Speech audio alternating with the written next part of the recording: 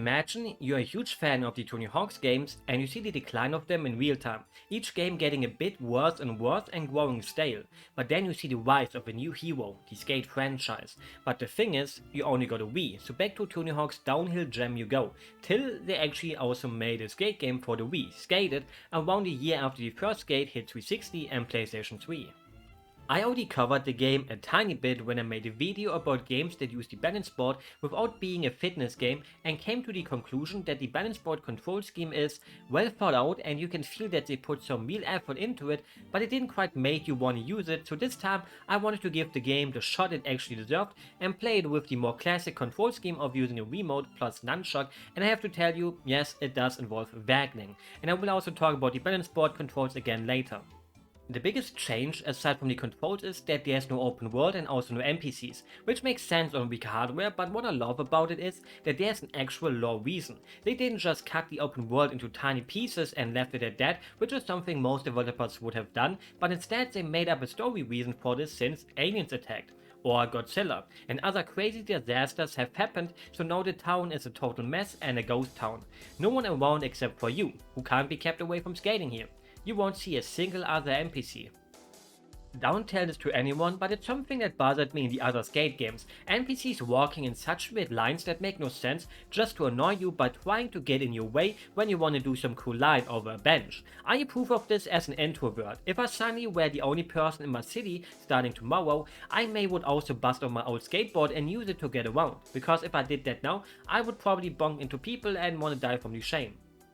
Not even the contests or races have other skaters in them. You really won't see a single person anywhere except in little cutscenes, and in the Paris stage you can see some viewers who are just the typical 2D kind of audience that you would expect from a sports games on a Nintendo 64, but not from a Wii game, unless we have 1,000 of them. But here it's only a few, so they could have at least made some.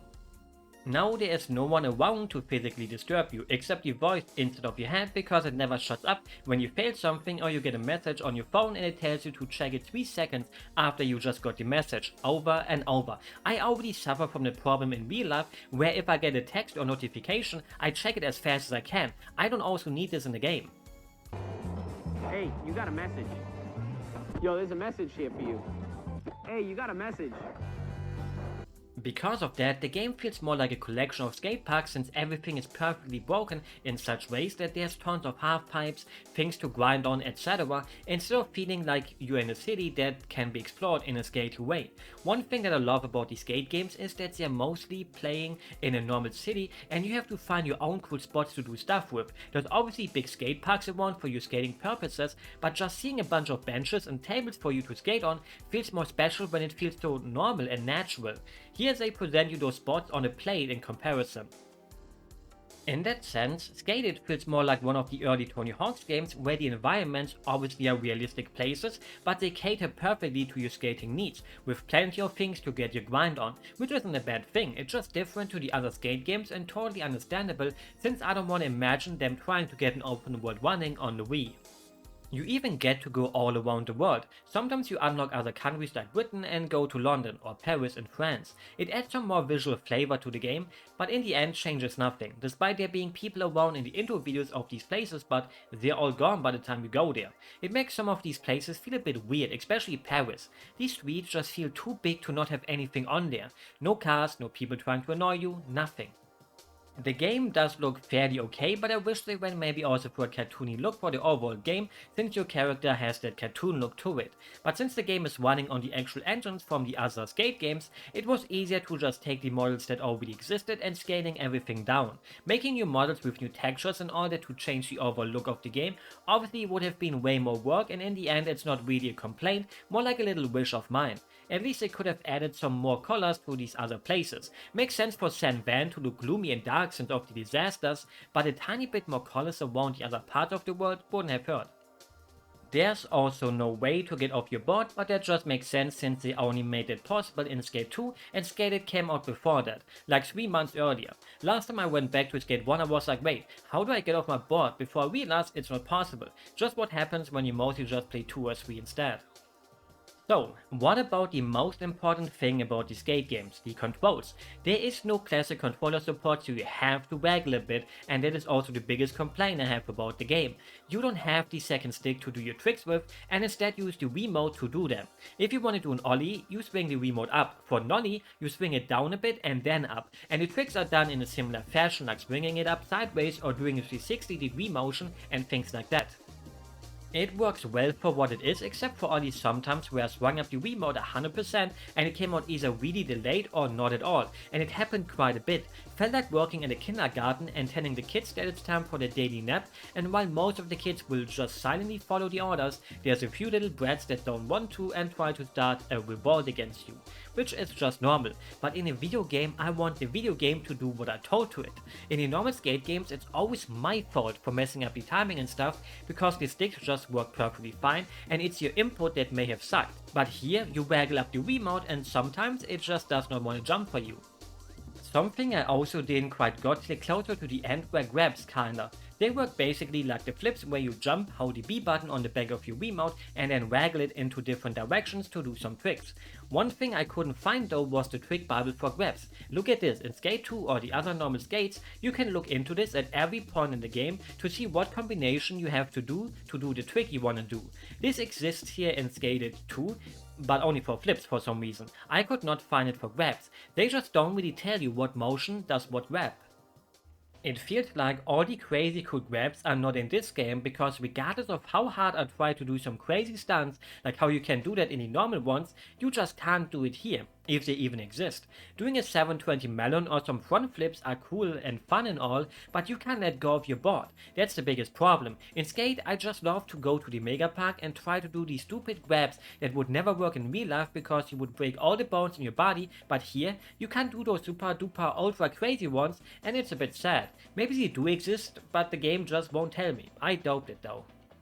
All in all, when the controls work, they work well, even if they are limiting. It just makes you wish they added some classic controller support though, so you could play this like any other skate game. But hey, it's a Wii game, so we better put motion controls only into it, or else it would have made no sense in the first place, right?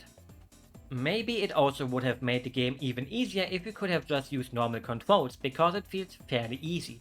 You got the typical challenges like doing 3 grinds in a row and getting enough points from them, doing a sequence down multiple things, get enough points in a minute, some races here and there. Overall just pretty standard stuff where nothing truly stood out from it except a few.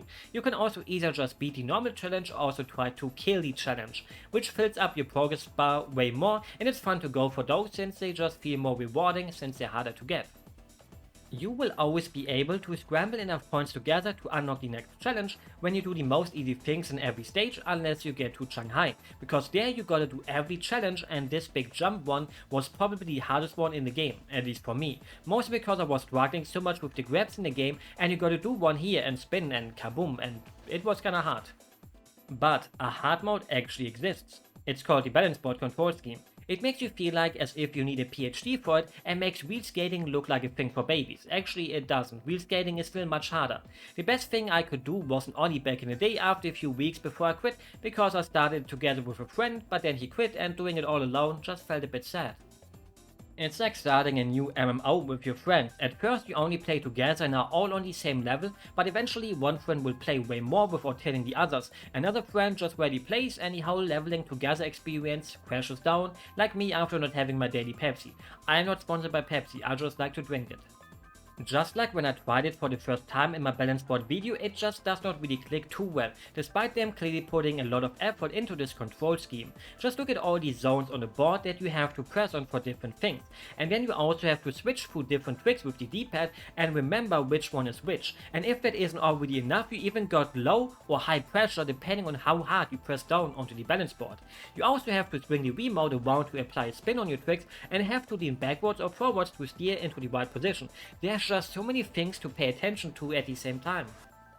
Doing one trick can already be a bit tricky, but if you want to do a sequence and keep it up with a manual and doing another flip trick right after it, it's like, damn, my brain is getting fried and my body too, because you also have to make sure not to sway too much during it, or else you just drive into the direction you didn't mean to. There's so many things to remember and to watch out for that it's just damn. This is like real skating where you can't easily spam moves either. Also, the temptation to jump is just so high that you will do it without even realizing it. Whenever I went down with my knees, I just wanted to jump onto the balance board so badly because my brain just thought, hey, jump. Sometimes the little voice in my brain won and I jumped a tiny bit, which is bad accordingly to the game, so don't do that because you will have to wait for a few seconds before you are allowed to play again. You better learn your lesson in those few seconds. And it just kept happening. You can't make your player bend down and tell them not to jump when it's just so tempting to do it like on a real skateboard. Maybe I just lack self-control. I wonder if there's a single soul out there that used this as their main way to play the game instead of just messing around with it for a bit and then using the remote plus nunchuck controls. Maybe one day I shall want to suffer enough to play through the whole game with the balance board as some kind of challenge. To add even more fun to it, I should also just speedrun it, and doing it on a single leg with my foot being oiled up so I slip and fall and break some important bones in my body. No, that's my type of fun. It also just hurts my neck after a bit because you have to stay on it like a real skateboard obviously. So if you face the TV, you have to bend your neck sideways, and maybe I have weak neck muscles, but they do not enjoy me having to bend it over for a longer period of time. And if you just stand normally on the balance board right in front of the TV, your brain will just get confused again, and it also does not feel right to try to do it like that. Skated may have not reached the heights of the actual skate games, but it wasn't a cash grab at all, something you might have expected since in the end it's still an Electronic Arts game and they are the same company that started those really bad legacy FIFA versions for the Wii and Wii U and Switch nowadays. Especially during the days when Skated released, EA was like the public enemy #1 in the eyes of gamers back then. If I would have bought it as a teenager, I would have not been disappointed at all with this, I think, but I always just thought it's just a shovelware version of the original, so instead of getting a somewhat worse version of it, I just got no Skate at all, till I finally got a PlayStation 3 with the Skate games. Nowadays it's one of those games that just make you want to try them out for the novelty of them, like Call of Duty on the Wii, which are pretty damn good too by the way, so if you ever want to replay Call of Duty 4, why not do it on the Wii? If you don't end up liking it then, you can sue me or something, just don't expect to get lots of money out of it. I have one big disappointment about the game though. During the credits you see this, and when it came up I immediately thought of the Google Chrome game when your internet blows itself up and you can play as a cool dinosaur trying to avoid things, and thought wow, playable credits, I love those in Smash Bros Melee, but instead you can't do anything, which is just mean. I really thought they may have put a cool minigame into the credits where you gotta avoid things or else the dinosaur will eat you if you fall. And the last stage you unlock also just kinda sucks. You have to sit here and watch these unskippable credits and you're finally allowed to play again, and then it's just this tiny indoor skating park that feels more like a starter area than the last thing you unlock. Why would I want to skate here when any other part of the game lets me skate in more fun ways? The game even ends on this wet fart level. First they make you grind on a tower that fell over, which is cool. That should have been the last shot of the game, but instead you still have to get a big air in this lame little skate park and then it's over. Why? Shouldn't you want to end with a bang, not with a whimper? With that said, I hope you enjoyed the video and will have a good day, a good night, or whatever good thing fits your time zone. Also, I just love the skate games so much. I may not be the best in them, but when I started up Skate 2 again to capture footage, I was just glued to the TV for a longer time to just mess around in it and just wanting to start it all over. Bye bye.